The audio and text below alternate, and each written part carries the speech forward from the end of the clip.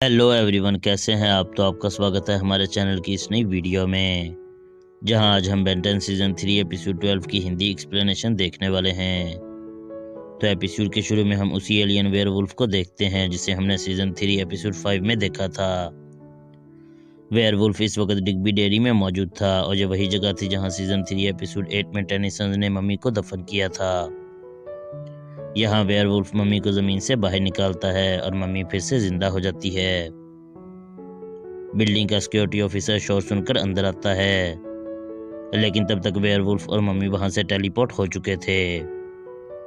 Next shot में हम Tennyson को रस्ट बकेट में देखते हैं। तभी उन्हें साथ में एक पुलिस वैन नजर आती है, लेकिन उस वैन में कुछ कैदी थे जो कि पुलिस वैन को चुराकर भागे थे। बेन ओमनीट्रिक्स का इस्तेमाल करता है और स्टिंग फ्लाई बन जाता है। वो उन कैदियों को रोकने की कोशिश करता है और यहाँ मैक्स, क्वेन और बेन बिलाखिर उन कैदियों को पकड़ ही लेते हैं। नेक्स्ट शॉट में हम टेनिसन को आर्मी में न्यूज़ सुनता देखते हैं और यहाँ न्यूज़ कास्टर बताता है कि आज नासा की तरफ से एक स्पेस शटल लॉन्च होने वाला था, लेकिन तभी उस एरिया का मौसम अजीब तरह से बदल गया और वहाँ पर्पल लाइटनिंग देखी गई, जिसकी वजह से स्पेस शटल को लॉन्च करना डिले कर दिया गया। टेनिसन पर्पल लाइटनिंग का सुनकर हैरान हो जाते हैं, क्योंकि उन्होंने वेयरवुल्फ और मम्मी से फाइट के दौरान भी पर्पल लाइटनिंग देखी थी और वो समझ जाते हैं कि ज़रूर इस पर्पल लाइटनिंग का कोई खास राज है और वो उसी स्पेस शटल के लॉन्च होने वाली जगह की तरफ चल पड़ते हैं ताकि पर्पल लाइटनिंग का राज पता कर सकें। जिस जगह से स्पेस शटल ने लॉन्च होना था वो कैनेडी स्पेस सेंटर था, जो कि नासा का ही पार्ट था। टेनिसन स्पेस सेंटर पहुंचते हैं और यहाँ मैक्स के अपने पुराने दोस्त डॉक्टर शूमैन से मुलाकात होती है और वो दोनों एक दूसरे से मिलकर बड़े खुश होते हैं। मैक्स शूमैन को बेन और ग्वेन से भी मिलवाता है। शूमैन एक साइंटिस्ट था और वही उस शटल को लॉन्च करने वाले मिशन का हेड था। यहाँ टेनिसन की मुलाकात एक और साइंटिस्ट डॉक्टर विक्टर से भी होती है और उन्हें डॉक्टर विक्टर का बिहेवियर अजीब लगता है। विक्टर और शूमैन मिशन के हवाले से कुछ डिस्कस करने के लिए वहां से चले जाते हैं। मैक्स बेन और ग्वेन को स्पेस सेंटर घुमाने ले जाता है, क्योंकि वो पहले भी कई बार इस स्पेस सेंटर में आ चुका था। यहाँ बेन और ग्वेन को पता चलता है कि नील आर्मस्ट्रॉन्ग, जो कि पहला इंसान था जो कि चांद पर गया था, उसकी जगह पहले मैक्स जाने वाला था, लेकिन मैक्स अपनी किसी दूसरी मसरूफियत की वजह से वहां नहीं जा पाया था। यानी अगर नील आर्मस्ट्रॉन्ग चांद पर ना जाता तो मैक्स वो पहला इंसान होना था जो कि चांद पर जाता।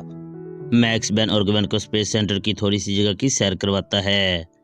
फिर वो तीनों उस रूम में आते हैं जहाँ कैमराज की फुटेज रिकॉर्ड करके रखी जाती थी और यहाँ मैक्स और ग्वेन उस वक्त की फुटेज चेक करते हैं जब जहाँ पर्पल लाइटनिंग देखी गई थी और यहाँ उन्हें लॉन्च के वक्त वहाँ डॉक्टर विक्टर नजर आता है और तभी वहाँ पर्पल लाइटनिंग भी होती है। यानी डॉक्टर विक्टर का पर्पल लाइटनिंग से कोई ना कोई ताल्लुक जरूर था। नेक्स्ट शॉट में हम विक्टर और शूमैन को बातें करता देखते हैं कि तभी वहाँ वेयरवुल्फ और मम्मी आ जाते हैं और मम्मी डॉक्टर शूमैन को पट्टियों से बांध देती है और विक्टर वेयरवुल्फ और मम्मी से कहता है कि शूमैन को ठिकाने लगा दो। यानी दरअसल विक्टर वो नहीं था जो दिखता था और वो वेयरवुल्फ और मम्मी का सीनियर था जो यहाँ स्पेस सेंटर में किसी गलत इरादे से आया था। दूसरी तरफ बेन किसी और रूम में चला जाता है क्योंकि वो कुछ देर के लिए इधर उधर घूमना चाहता था, लेकिन तभी वहाँ बेन के सामने वेयरवुल्फ आ जाता है और बेन ओमनीट्रिक्स का इस्तेमाल करता है और फर्स्ट टाइम मम्मी एलियन बनता है। यहाँ वेयरवुल्फ और बेन मम्मी की बेहतरीन फाइट होती है, जहाँ वेयरवुल्फ बेन मम्मी को मारता है और वहां से चला जाता है। नेक्स्ट शॉट में हम टेनिसन को देखते हैं, जहाँ बेन मैक्स और ग्वेन को बताता है कि वेयरवुल्फ ने मुझ पर हमला किया था। तभी फिर से वहां पर्पल लाइटनिंग होती है और वहां वेयरवुल्फ और मम्मी आ जाते हैं जो टेनिसन पर हमला करते हैं। यहाँ बेन कैनन बोल्ट बन जाता है और वेयरवुल्फ और मम्मी से फाइट करता है। तभी हम वहाँ डॉक्टर विक्टर को देखते हैं, जो अचानक अपना रूप बदलकर एक सफेद रंग का एलियन बन जाता है। यानी डॉक्टर विक्टर असल में एक एलियन था और विक्टर की बॉडी में से पर्पल लाइटनिंग निकल रही थी। यहाँ विक्टर टेनिसन पर एक स्पेसशिप का बड़ा सा टुकड़ा गिरा देता है और वो समझते हैं कि अब टेनिसन खत्म हो गए हैं और फिर विक्टर कहता है कि अब हमें शटल लॉन्च करनी चाहिए और वो तीनों वहां से चले जाते हैं। लेकिन उनके जाने के बाद मैक्स, बेन और ग्वेन उस स्पेसशिप के मलबे के नीचे से सही सलामत निकलते हैं। बेन एलियंस के पीछे जाता है, जहां वो एक बिल्डिंग में पहुंचता है जहां विक्टर और वेयरवुल्फ मौजूद थे। विक्टर की बॉडी से कुछ वायर्स अटैच होती हैं जिनसे पर्पल रोशनी निकल रही थी और यहाँ विक्टर अपनी पावर से एक पोर्टल ओपन करता है जो न्यू मैक्सिको में था और वेयरवुल्फ उस पोर्टल में चला जाता है। दरअसल वेयरवुल्फ वहां से वही चीजें लेने गया था जो एपिसोड 5 में उसने चुराई थी। यहाँ बेन एक्सेलरेट बन जाता है और विक्टर से फाइट करता है, लेकिन विक्टर आसानी से उसे फाइट में हरा देता है। दूसरी तरफ मैक्स और ग्वेन एक स्पेशल सूट पहने उस स्पेसशिप में पहुंच जाते हैं जिसे विक्टर लॉन्च करने वाला था। विक्टर एक रिमोट का बटन प्रेस करता है और स्पेसशिप स्पेस की तरफ जाने लगता है।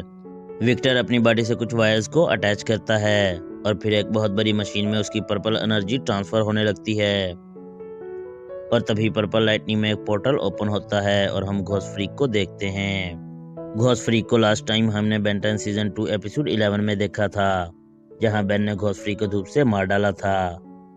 यहाँ विक्टर रिजरेक्टेड घोस्ट फ्रीक को मास्टर कहता है और यहाँ एपिसोड का मेन ट्विस्ट रिवील होता है कि दरअसल विक्टर, वेयरवुल्फ और मम्मी तीनों घोस्ट फ्रीक के लिए ही काम कर रहे थे।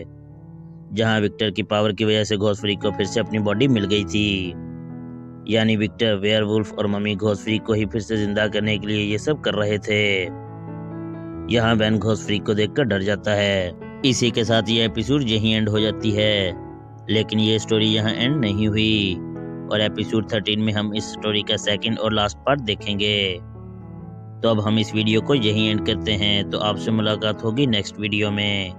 तब तक के लिए बाय बाय।